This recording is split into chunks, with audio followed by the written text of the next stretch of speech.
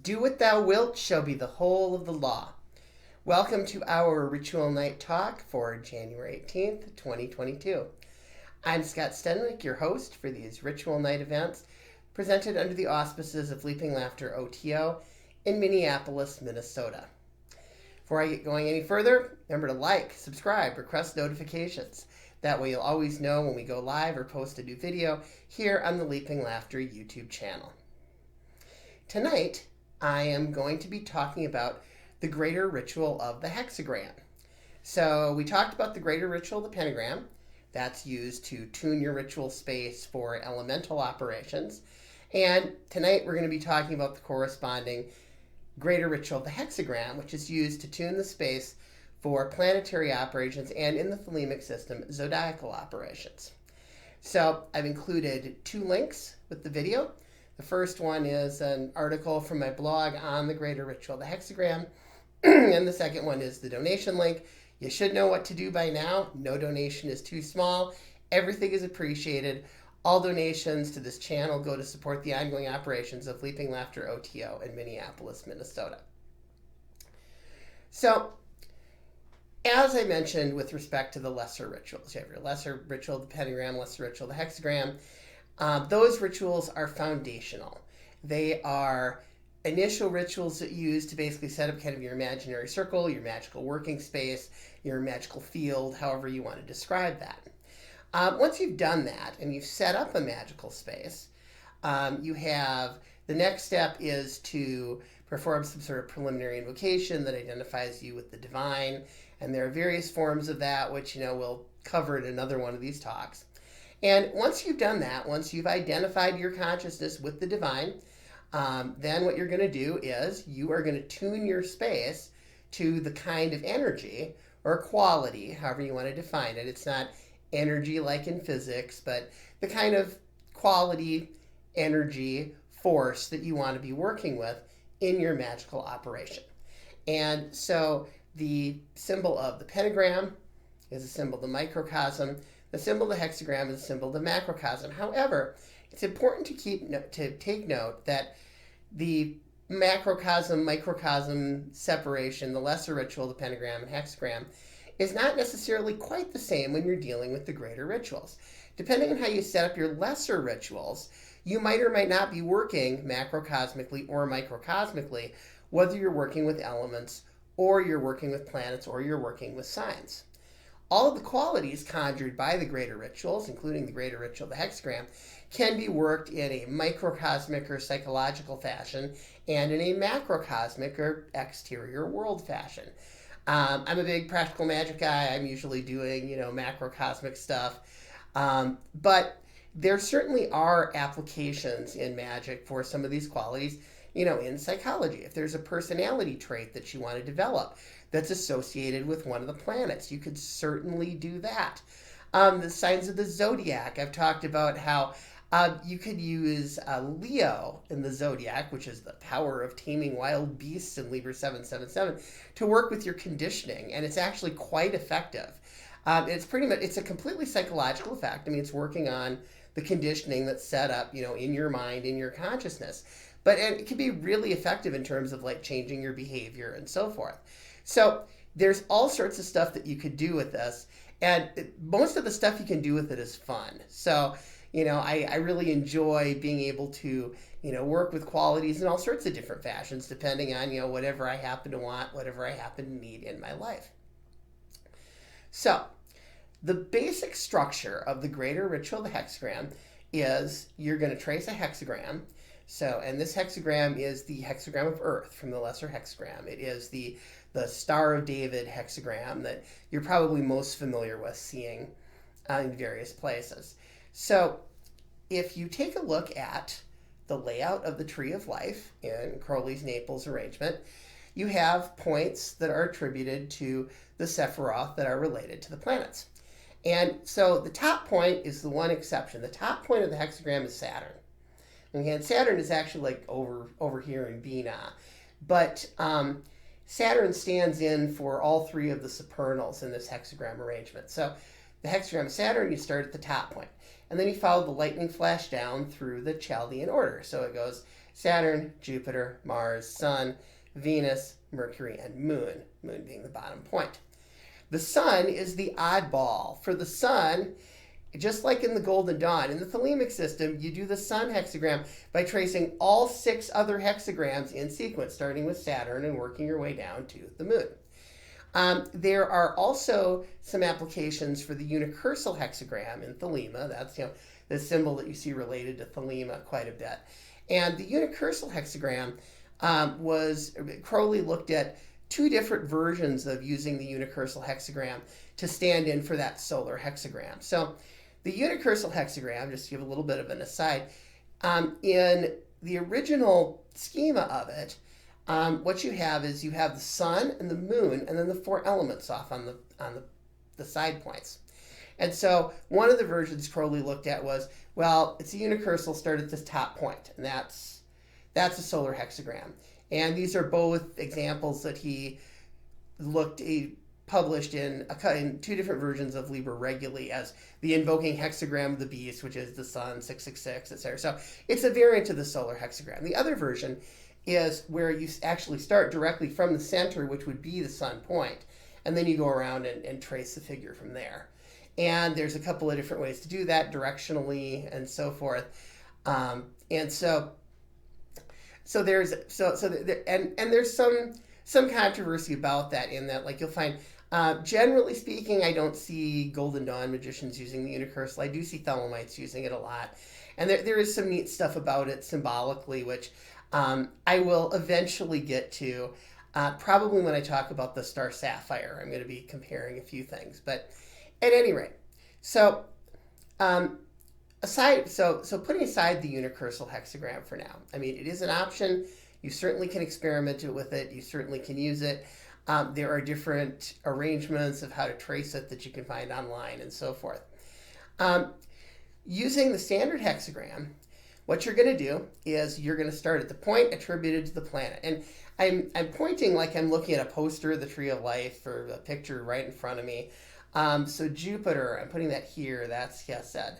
So I'm not sure. I think the camera does some kind of a flippy thing with it. So just make sure that if you look at like a picture of the Tree of Life, you basically start with your finger on the point for the planet. So I'm going to do Jupiter. So this is Chesed over here. It's Jupiter. And so you're going to go clockwise to invoke.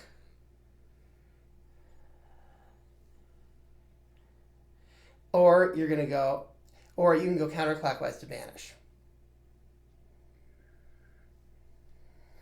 And that is the essential tracing that you need to know. This one is a lot more intuitive than what you see in the greater ritual. The pentagram, it crosses and it does this other thing and it's toward the point and away. It's much more intuitive here. And like I mentioned, the Aurum Solis system has a version of the pentagram that you trace like the hexagram. But for whatever reason, I played with that years ago, found that it didn't work as well, and just stuck with the thelemic version.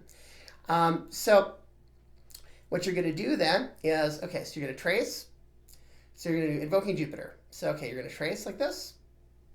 And generally, invoking wand is actually a fire wand. My invoking wand is elsewhere at the moment. And this. And you're going to vibrate the god name Arita when you do that. Okay, then you're going to vibrate the god name for the planet. This would be Jupiter, which is Sephirothic version from Chesed is El. And you do that as you trace the symbol of Jupiter, which is just kind of looks like a 4.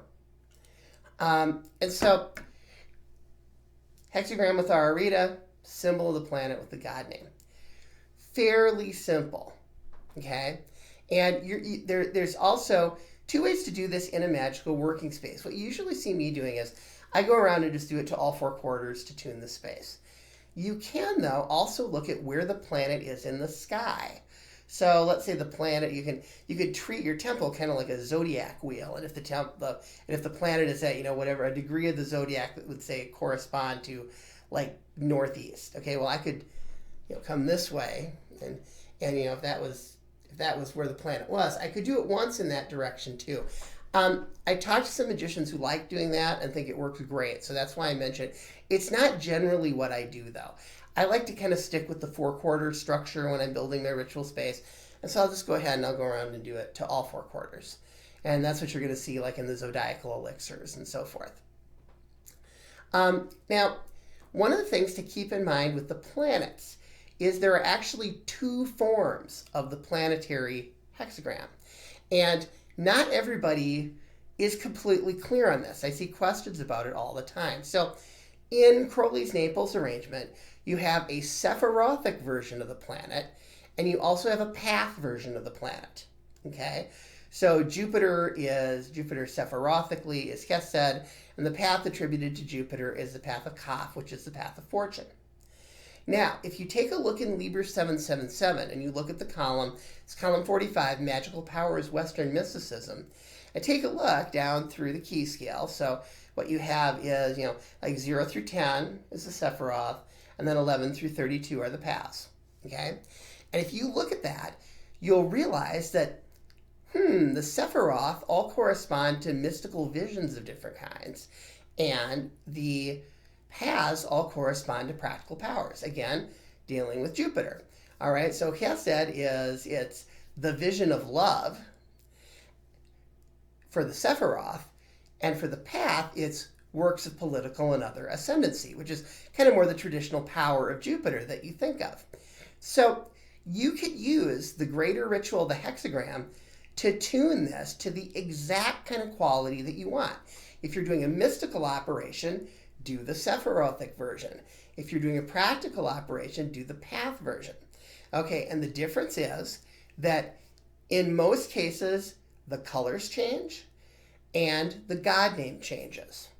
Okay, so Jupiter, just to give you an example, okay, so for Sephiroth, the natural color, quote unquote, that you would use for your figures is the queen scale color in Liber 777, which for Jupiter, Chesed is blue. Okay, you probably heard that. That's blue is Jupiter. That gets thrown around a lot. Now, for the path, though, you use the king scale color. And for the path of Jupiter, the path of Kaf, that is actually violet.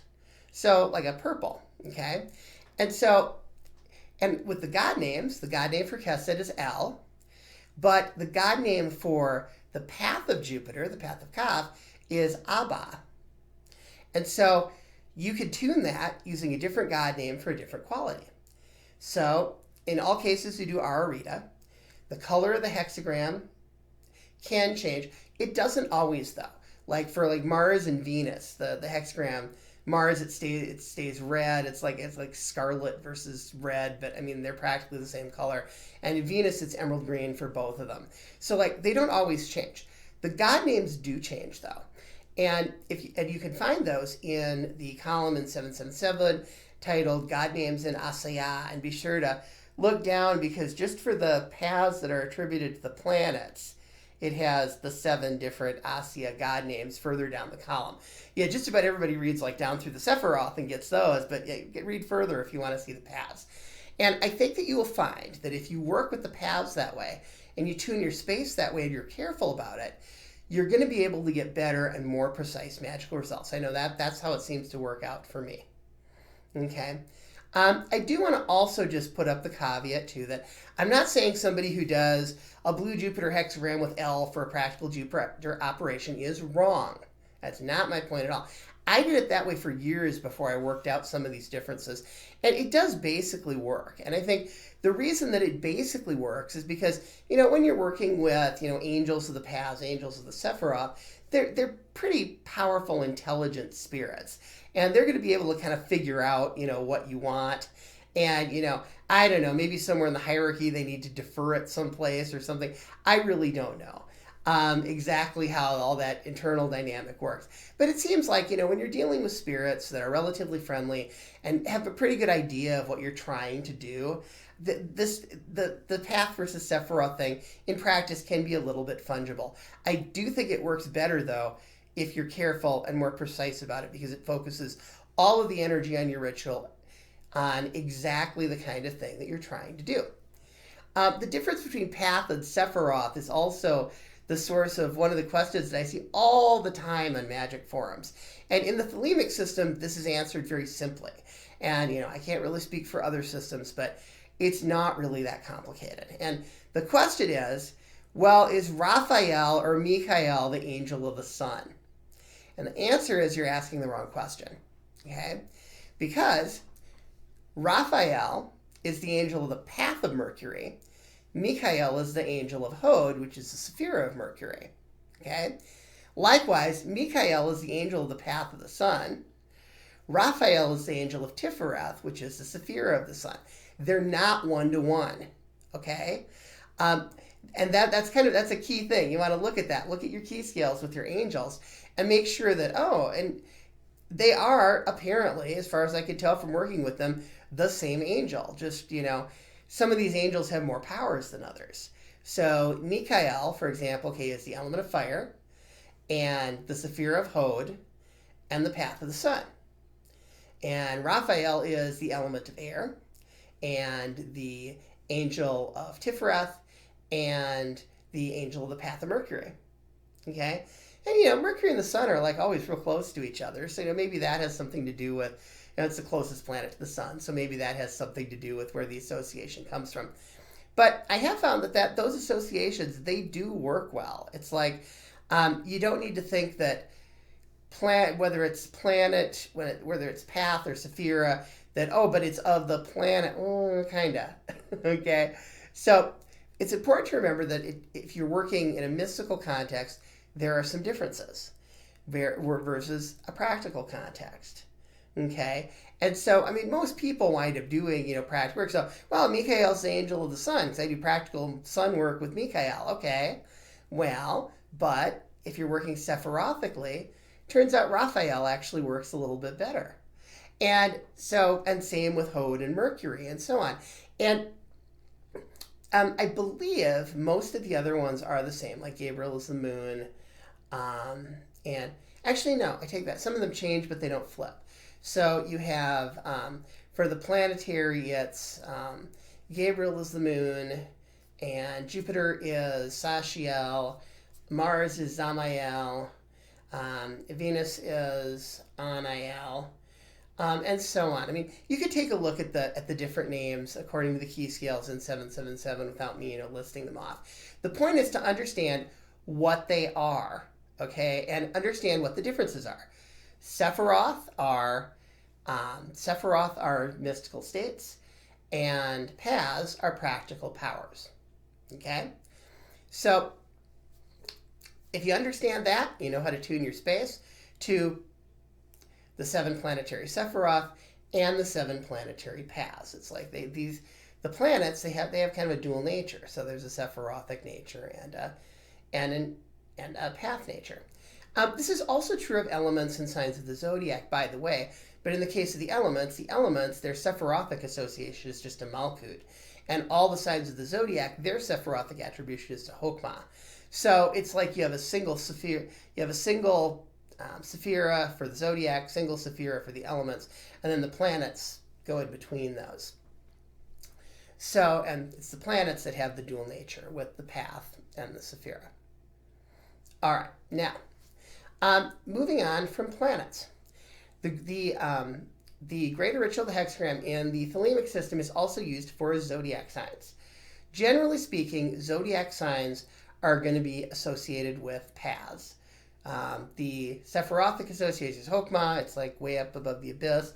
That is the vision of God face to face. That is the realm where the signs of the zodiac basically like split off into the eonic currents and so forth. So you're talking about a pretty high level mystical state that you'd be working with there, and might be an option for that.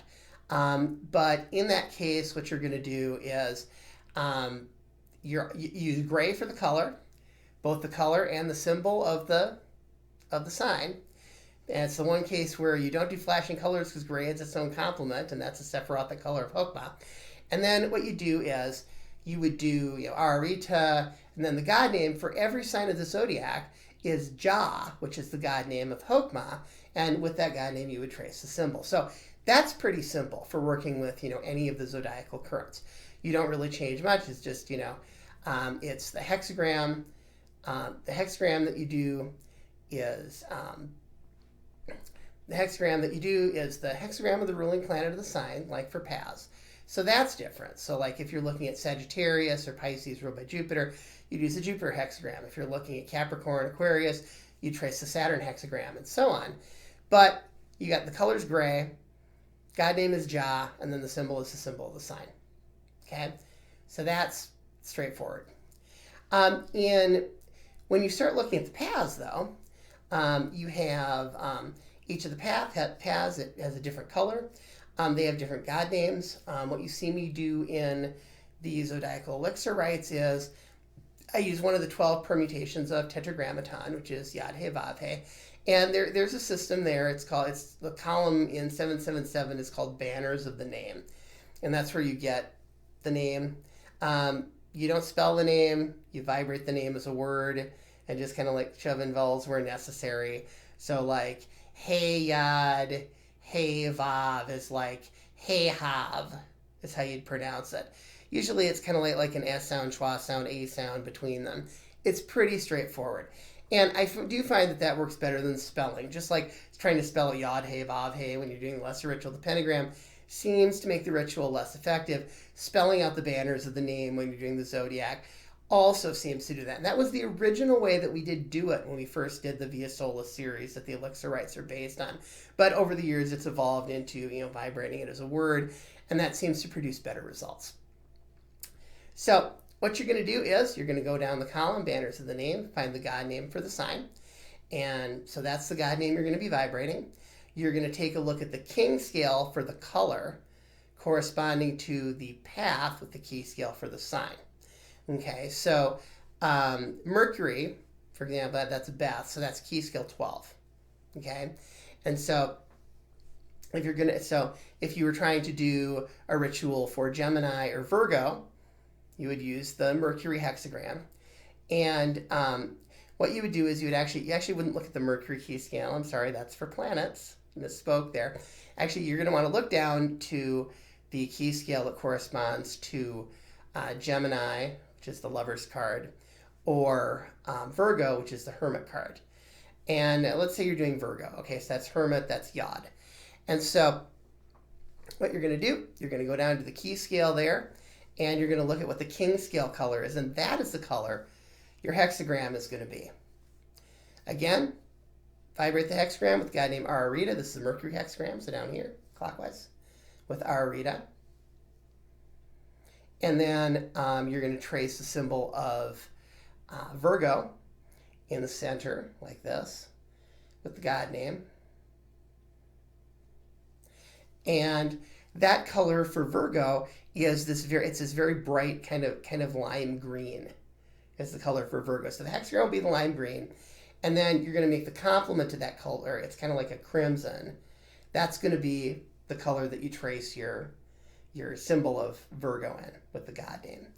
And that's not necessarily laid out in Liber O, but I kind of adapted that from the Golden Dawn flashing color method. So what you wind up doing is you're tracing the hexagram in the king scale color, then you're tracing the symbol in the complementary color to that. And so I did and apparently in the Golden Dawn system, I've been told by some people that in the Golden Dawn system, when you're working with the signs of the zodiac, you actually use the greater ritual of the pentagram, not the greater ritual of the hexagram. And this is one of the differences between the Golden Dawn and the Thelemic system. It's certainly, the signs are certainly also attributed to elements in addition to being ruled by planets. Played around with that, you can get at the energy that way. And so it's not a case where, they're doing it wrong again. I mean, it's just a different way of working with it. But I find that the hexagram makes a little more sense because, so the realm of the elements, that is the microcosmic, kind of the personal level of reality. Then the planetary level, that's the transpersonal level of reality. And that goes from microcosm to macrocosm. And then more macrocosmic is the cosmic level of reality, and that's like the zodiac.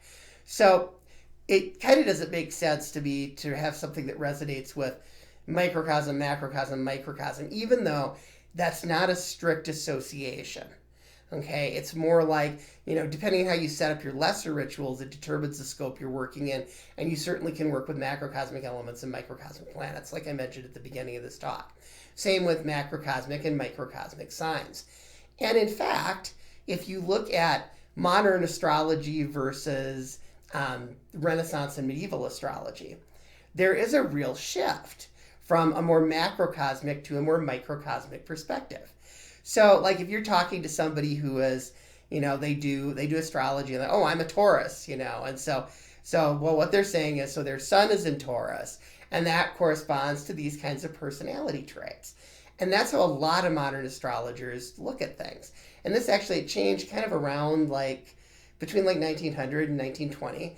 And actually one of the people involved in it was Crowley, who ghost wrote a series of books on astrology for Evangeline Adams. And those books were actually published as Crowley's The General Principles of Astrology, quite a few years back. So, and Crowley was one of the people who had something to do with this.